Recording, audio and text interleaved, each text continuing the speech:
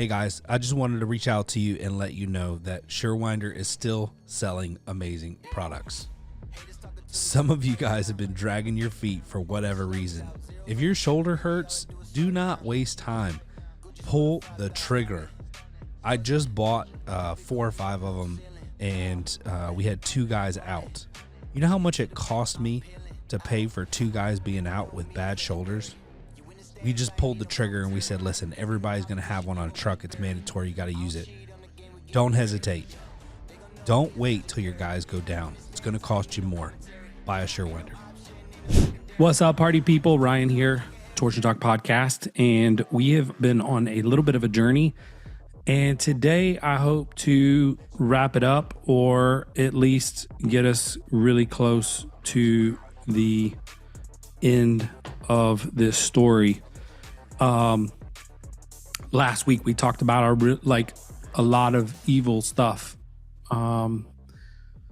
particularly me being evil, making a lot of bad decisions, getting wrapped up in the world, and then me starting to second guess my decisions and getting to a point where everything was kind of coming to an end per se. And if you'll recall, I talked about how my one buddy, we were in the loft in Little 5 Points in Atlanta, and we got the phone call from the guy that we got our drugs from. And he was essentially saying, hey, listen, don't let anybody in, because we used to have people there all the time. He's like, all my stuff's in your room. And my buddy decided that now was the time for him to take all of that and go away. I was a little upset for a couple of reasons. One, we had like a really good thing going. 2, I was put in a position where if somebody walked in, I had to make a mental decision that no matter what, I couldn't take back what was about to happen if it happened. And that was really difficult for me, because that's not truly who I was or who I wanted to be. Might have been who I was, but it's not who I wanted to be. And I was getting to a point in my life where I was starting to question the decisions that I made, and not like glorify them and be proud of them. So I'm gonna kind of wrap up some of this part, and then kind of share what changed. So I kind of I wouldn't say I really ran. I kind of just ended up staying with some people in a house, and things dried up for me. I couldn't really get anything, because word had gotten out that my buddy had done what he did, and I was close to him, and I was with him at the time that it happened. And so a lot of people didn't want to deal with me, because I guess they thought that I would do the same to them. And so that's a very reasonable thought process.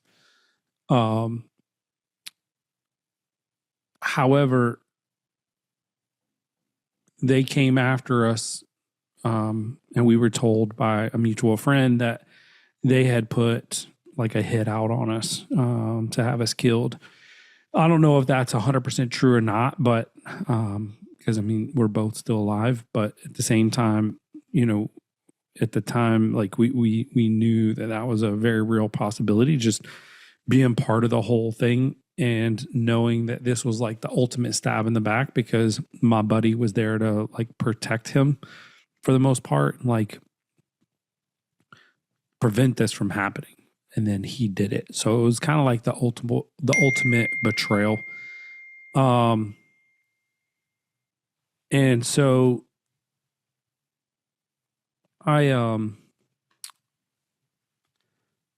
things really blew up. I won't get into like all the details, but at the time I thought offense was the best defense. And so when you know someone's trying to kill you, you can either go hide or you can kind of punch first.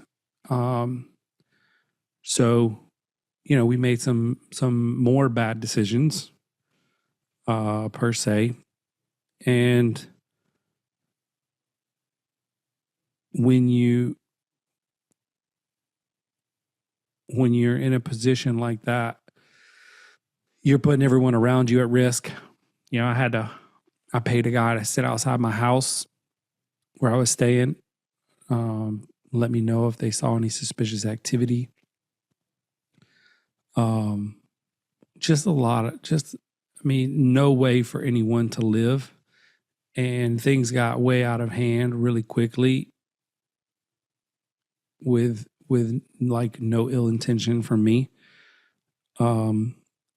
Just goes to show that being at the wrong place, the wrong time with the wrong people can really cost you your life for the most part.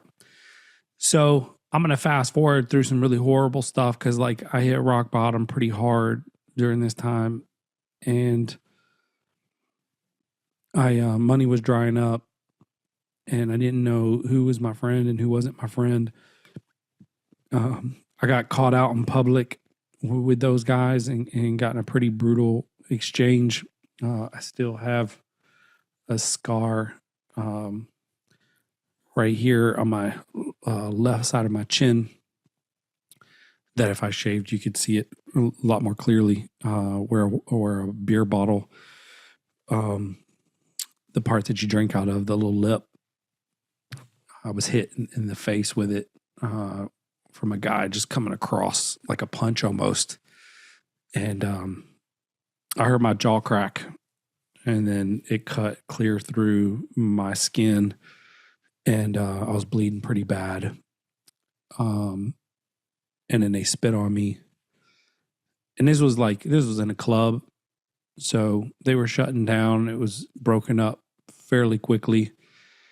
And, I got out of there alive, but it's all,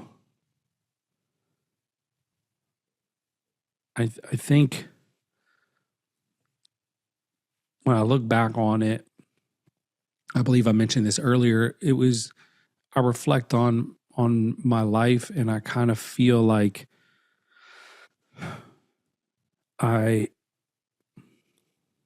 didn't value my life enough to show I cared, and I felt like the world didn't care that I cared. And so I just kind of fell into a role of not caring. And then I just really depreciated life in general to the point where I definitely dealt with some suicidal thoughts and some actions towards suicide, but I didn't want to commit suicide. And I've told the story before where I've mentioned that my path of suicide was living so dangerously that someone else would kill me. And in my mind, I had almost justified the fact that I would be like a martyr, right? Like I was dying for a cause. What that cause was, I'm not even really sure what that would be. And just to go to show how confused I was and how kind of off basis I was. And so one day after all this happened, I was at the house and I had pretty much lost everything. So here I am, I think I'm 20 years old, somewhere around there. And this girl who's super annoying at the time for me, had called and was like, "Hey, I'm coming over. I want to talk to you." I was like, "Fine, whatever." So she came over and she starts telling me how scared I am and how I'm running from, God and life. And she's like, "If you're viewing it from my point of view, you just look scared." And I cussed her out, threw her off my porch. And then went inside to my room and started just like questioning things, because it's just like this chain of events have just kept happening. And I had realized that the decisions I had made had taken me down this path, and I was chemically unbalanced. I was mentally stressed. I was hard hearted. I was hard to deal with. And I would say that I still loved people, but not the way that I probably should. Um, so that night, I really just started questioning things myself. Like I was talking to myself. And then it just led to, man, I'm not really doing a good job of this. And my whole life, I've been told that I'm going to do great things. And my whole life, I've dreamed of doing great things. And my whole life, I've wanted to do great things, but I'm not on that path. And I knew that there was a small chance that I would do great things because odds were against me. I was, high school dropout, didn't have a lot of skills that were relatable to the world at this point in time. I kind of did whatever I wanted to. I didn't have a lot of discipline, but I was stubborn. I was hard headed. I understood business because I had to understand it in order to be successful at what I was doing. And so all these thoughts were rushing through my head, and I couldn't see the light at the end of the tunnel. But for some reason, I started just questioning God and asking myself questions, and then started almost like I felt like an idiot. Like I remember feeling really stupid talking to God. Because I really honestly, at that point in time, again, like earlier, I think I may have mentioned, I kind of believed there were a God, but that he was against me, that I had somehow done something that made him turn from me. But I definitely believed that there was some form of a God. Um, and through questioning things that night, I had an experience that I can't really describe, but it changed my life forever. And I just remember hours passing like minutes. And the only reason I know that is because I didn't realize really how late it was. And I started gathering my things in my room that I felt like God was telling me I needed to get out of my life, drugs, whatever, influences. I put them all in a box. I walked downstairs and I knocked on my parents' door. I just moved in with them because I ran out of money and was trying to figure it out. I didn't know what direction to go in. I was rock bottom, being drug on the floor, and I just remember crying for the first time in like 6 years, and there was a heat that was coming out of my body that if you were to hold your hand like a foot away from my shoulder above it, you could literally feel the heat coming out of my body. And I can't really describe it, but I know my face hurt real bad because I cried for like 3 or 4 days straight. And all I wanted to do was read the word, be at a church or be around fellow believers. And that led me like down the path of ministry. And I still didn't know what I was doing. Like I was a reckless Christian, although just loved Jesus with all my heart, like trying to figure out this crazy thing called Christianity and my walk with the Lord. But what I can tell you is that without that moment, without that experience, I can tell you wholeheartedly, I would be dead right now. And I don't care if you believe or not, it's perfectly fine. Like, you know, I do care enough to care, but I also know that there's people out there who don't want this pushed on them, right? I was one of them. So I'm empathetic to that to a degree. Although I'm super grateful for the girl who came to my house and challenged me that day, because without that challenge, I probably wouldn't be here. So that girl probably saved my life. And I can tell you that I went through and I called a bunch of people that I sold drugs to, and had, like, at that time, like before everything shut down, I had people literally selling drugs for me, just, you know, delivering cash. And we had a good system in place. But I would call them and I would say, hey, listen, I want to apologize. I have contributed in the wrong path and led you down the wrong way. And I apologize for influencing you in that manner. I'd like to tell you that I met someone who's changed my life, and his name's Jesus. And I'm now living the best version of my life, and I'm more happy and more fulfilled and more at peace than I've ever been in my life. And I think I ended up counting 17 people who gave their life to Christ through those actions, all with addiction or whatever, like just living a bad lifestyle. And I ended up going to this barn where there's, like, they would call it like revival. I had never seen anything like it before. I walked in and it was literally a barn in a field. And you've got these kids around my age on their knees with their hands up, worshiping, with people up front with bongos and acoustic guitars just singing. And I just remember standing there at the door right when I walked in, being like, what is happening right now?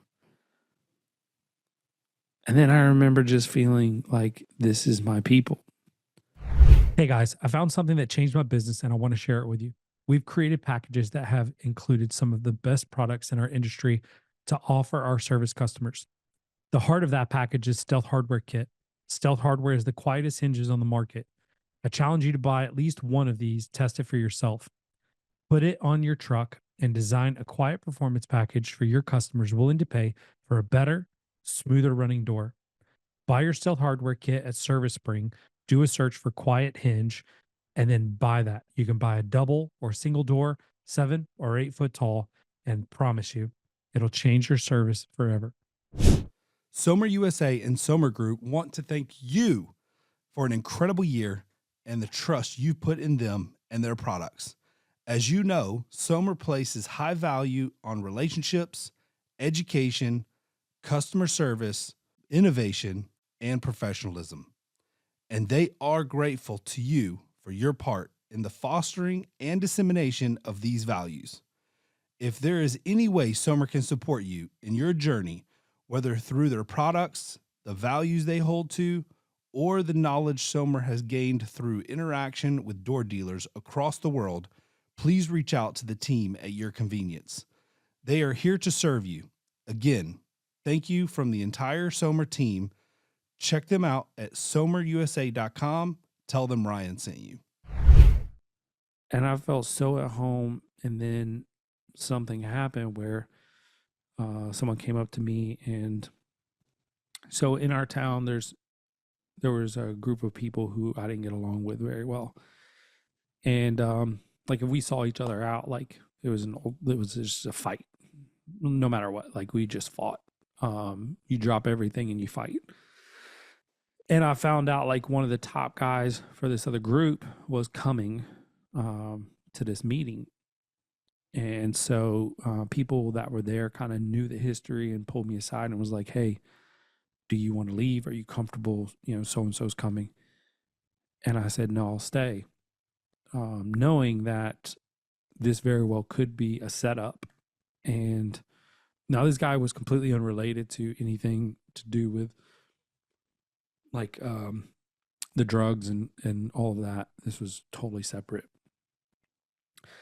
But ended up he was changing his life similar to what I was doing. And it ended up being a good thing. But through my journey, I had some struggles. I met a girl who we started dating, and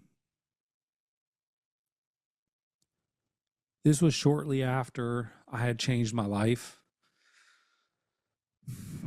And things were going really well in life in general. Like, I had a job, I was starting to be successful at it. I was working at a car dealership because they didn't really care if you had an education or whatever. And I'm at work one night and the phone rings. And it's a phone call from a Detective Linder. What an incredible person. And he says, Ryan, is this Ryan? I say, yes. He goes, this is Detective Linder, Gwinnett County Police Department. He's like, my girlfriend had been in an accident. He wanted me to come to the hospital. So I drop everything and I go, and I get in there, and he calls me into this like little room, and we're talking, and he starts to explain to me, he first starts questioning me, like I'm kind of being questioned, like, where have you been? Have you been in a fight with her? This and that. And I'm like, what is happening right now? I thought you said she was in an accident. And he proceeds to tell me that she was attacked in her apartment, raped, and cut severely around the neck with a box knife. And I just remember like completely breaking down at that point, thinking just a rush of feelings.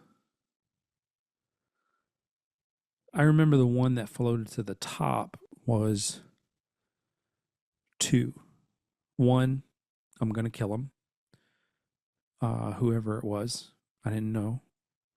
And two, God, how could you let this happen? Like, I just gave my life to you, and then you let this happen. So long story short, we end up getting to a point where I just felt like I needed to be there for her. And although I'm not sure we would have gotten married had this not happened, we did end up getting married, and it didn't work out. We got a divorce like 5 or 6 years later. And she's a good person. There's no ill feelings there. It just didn't work out. And I think we probably should have been friends, and maybe not, taking it to the next level, because I'm not really sure like our relationship was super healthy anyway. So long story short, I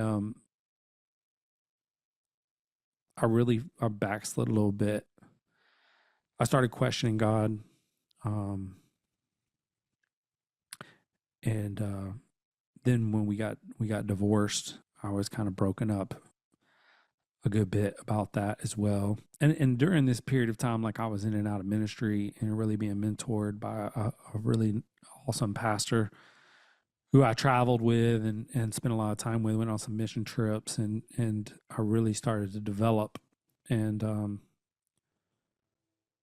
then during the divorce, like, I just had to get away, because her and I both grew up in the area and we knew a lot of people here. And so I'd be out, people would be asking, hey, how's so-and-so? And I just had to get away. So just around that time, I got a job offer in Miami and moved there and backslid pretty hard, which is a very easy place to backslide. So I was there for like, I don't know, 6-8 months. It was a contract. It was kind of designed to be short term.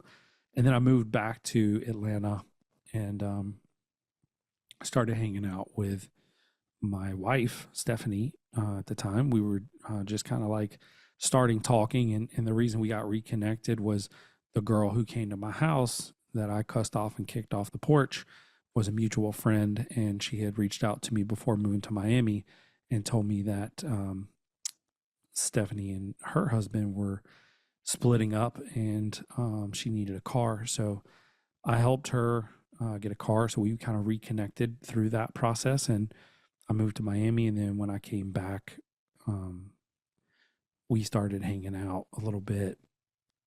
And one day I looked at her and I was like, hey, I want to go back to church. Because even at that point in time, like, I still wasn't living right. And she, I think she wanted to live right, but she probably wasn't. And so we both committed to going back to church, and we slowly started like getting more involved. And then I asked her to marry me. And so I did miss one key component to this. One of my best friends, shortly after I got saved, also had reached out to me one day and was like, hey, I'm having dreams of demons coming to get me. And he was like a brother to me. And he said, I want to go to church. And he grew up Catholic, but had a really rough childhood at a very early age. Like, I don't know, I think he said around 8-10 years old. He grew up in Chicago and just got pulled into a lot of gang activity. And I grew to be really close to his mom. And she showed me a bunch of court documents where when he was a juvenile, he got arrested. I think it was for 3 drive-bys on homes. And when they raided the house he was in, they found like a whole cache of weapons, some of them being completely illegal. So he was in like a juvie facility for a couple years, and he happened to get out, and that his parents had moved to Atlanta. And so he came to Atlanta to stay with them so he could get back on his feet, kind of like get his life together. And I had met him shortly after, like, I don't know, the same month he got out. And he was just, again, like a completely different type of person, free bird. I just remember being in the car with him for the first time, and he was driving with a 40 in his lap, like a drink. He had a green Skylark, and he would run red lights. And I was like, bro, what are you doing? And he's like, what do you mean? And we're 17, right? Like, this was 17 years old, I think, is when we met. And I said, why are you running red lights? And he's like, he goes, we don't stop for red lights in Chicago. And I was like, what? I was like, what is it? I was like, this is not even a thing. Like, are you serious? Anyway, it just became like this joke where it was like super funny, and I ended up getting him to stop at red lights, but he didn't like it. I don't know why I told that, but it was just a weird story. He was a unique person, but one of the biggest hearts of people you'll ever meet. Anyway, long story short, he was a big guy. He would be in the gym twice a day, cut. He had scars all over his body from being stabbed and shot. And then that was at a pretty young age. And so we became like brothers. And he made that phone call to me. And so long story short, I got a phone call that he was shot on 316, which is a highway here. And that he had passed on the way to the hospital. But one of the really cool, like the only positive thing that really comes out of that is when he was shot, there was a woman that was behind him in a car, and she jumped out, ran up and grabbed him, and he was struggling to get his breath. And she said, have you accepted Jesus to be your Lord and Savior? And she walked him through a prayer to accept Jesus. And I never did get to take him to church. I went to his house that day, or that next Sunday, because he said he wanted to go to church. But he wouldn't get out of bed, and we got in an argument. I tried to pull him out of bed, and he got angry with me, so I left. Maybe I shouldn't have given up. I didn't give up easy, but still, that next Thursday, he was shot. He did accept Jesus there on the ground, bleeding out. I still talk to his mom occasionally through Facebook, but there's a lot of pain when you choose that lifestyle. You grow to love people and they go away. That was the first casket I had ever carried out of respect to his mom.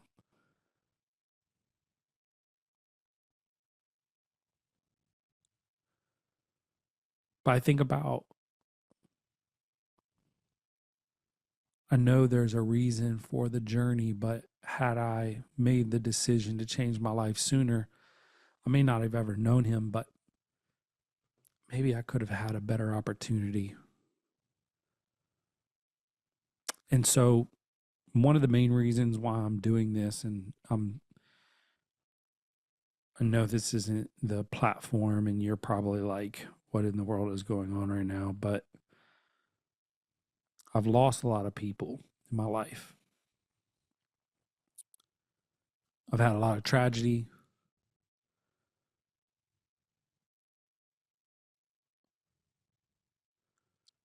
And I know that we go through things and we get hurt by church or by Christians, or maybe we feel like God hurt us.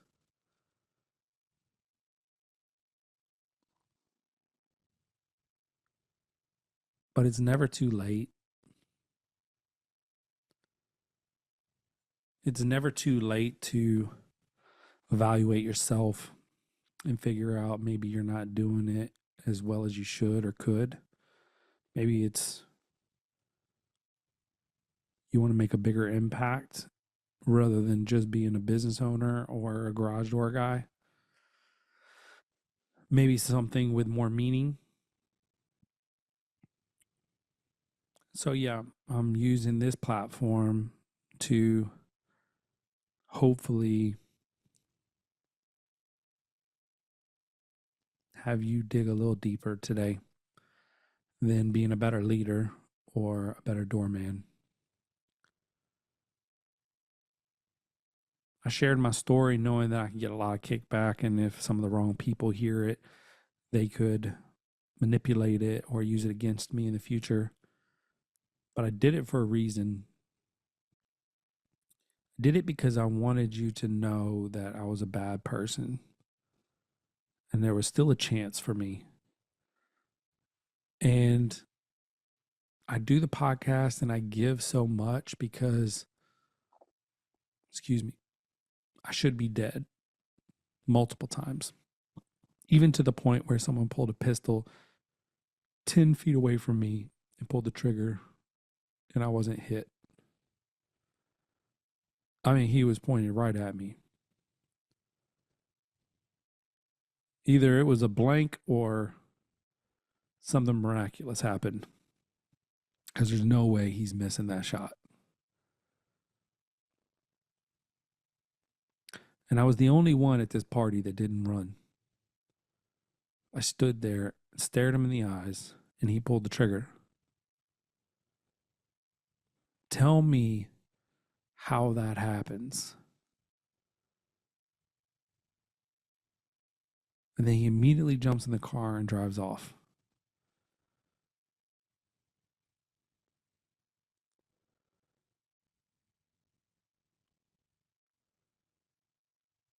That doesn't happen. Doesn't happen. But my mom, I know for a fact, prayed for me every single day. There were times where she would call me at 3 o'clock in the morning and I'd be whacked out of my head. And she'd tell me that she's praying for me and she's covering me in prayer. So I'm super grateful for that, because I think a lot of that played a major role. My grandmother too. She reminds me every time I talk to her. But ultimately, we have to make our own decisions on the path that we want to go. And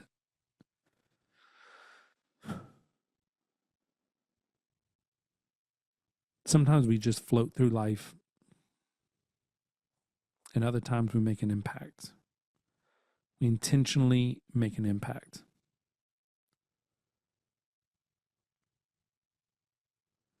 So, at the risk of you never listening to my podcast again, I want to extend something to you. If you're curious or maybe have questions about God, or you want to live for more purpose,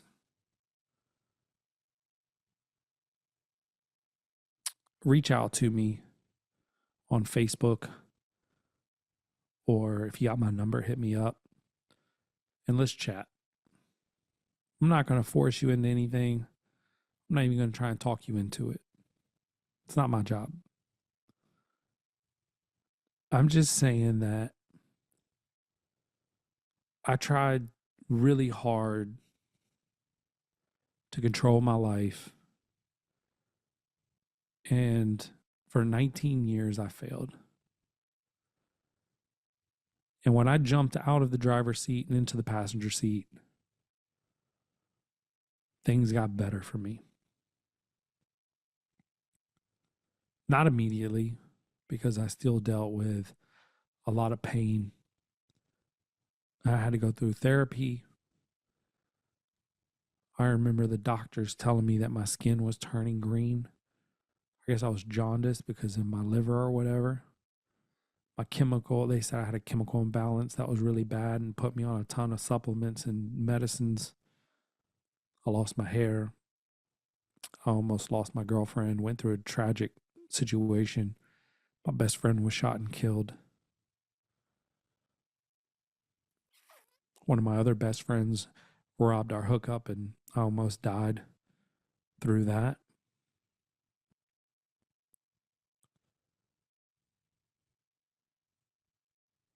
But at what point are we not okay with just being okay? We make a lot of excuses about, like, when we do this, I'll do that. I used to say when I found my wife and had kids, I'd settle down and do things the right way. But no woman that I would want to be with would want to be with me at that point. So the chain of events has to change. Can't be like that. It's not how it goes. If you're upset with the path your life is going or the way that you feel every day, there's a better way. There's a different way. And I just want to challenge you to question things. Just question the things that you're doing, things you're thinking, how you're running your business, how you treat your family, how you treat yourself. I'm not perfect. God knows I'm not perfect. Y'all know I'm not perfect. I've screwed up in front of most of y'all. But I can tell you, as one of the most imperfect people, I've never felt more accepted and approved. Because when I mess up, I can repent, I can change, and there's hope. And God is blessing and honoring the things that I do. And He can do the same for you. So if you've made it this far, my invitation is open. You can call me, hit me up, text me, messenger, whatever. And just know that I'm not here to force anything on you. You just want to talk about it. You want to question things. I'm happy to chat.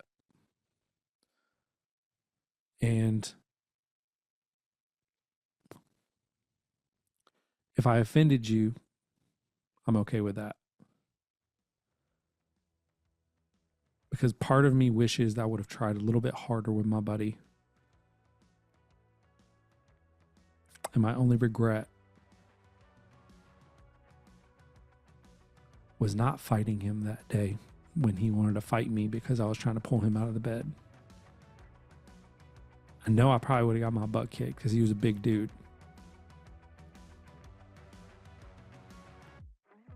But he might have gone to church with me. Or he may have given his life to Christ. Although he was given another opportunity, we're not always promised that in the last hour, the last minute. So, with that being said, I'm here for you. I love you. I hope you do well. I'm cheering you on as my competitors, as my friends in the industry, whatever you are, doesn't matter. I don't care about your political views. I don't care about if we agree in business. If you think we should wind a spring this way or that way. I don't care if you don't use a Surewinder. I still love you. I don't care if you don't sell Somers. I still love you. You can call me. We can chat. If you use loud hinges instead of stealth hardware, I still love you. Hit me up. Let's chat. You're blessed. Thanks for following along on my story.